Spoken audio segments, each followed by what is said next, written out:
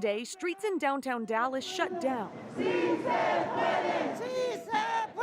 So hundreds of hurting people could speak up. Injustice in the border is injustice in Dallas because there's still Latinx people everywhere. They marched against Senate Bill 4,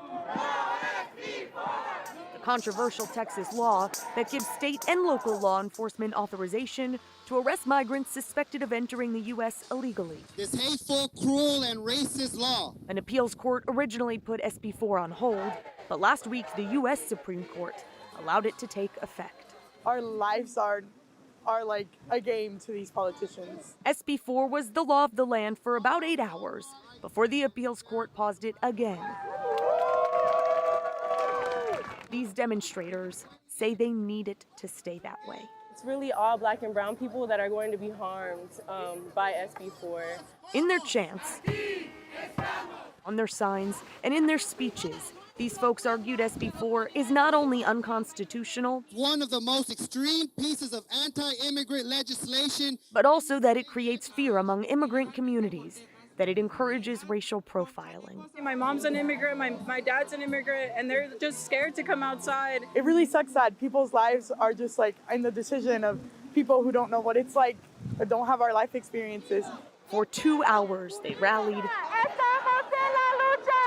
and marched, not just so you could hear their message, but also so you could feel their pain. This is a problem that affects all of us, and we should all be fighting for the humane treatment of everybody. Our community deserves better. Eagle Pass deserves better. Texas deserves better. Now, there are, of course, people who support SB 4 as well. State Rep David Spiller among them. The Republican from Jacksboro wrote the House version of the bill and told WFA on Tuesday that the law has been intentionally misrepresented, that it's not meant to target people who've been here for decades. This is a misdemeanor charge, and the statute of limitations for misdemeanors in Texas is 2 years.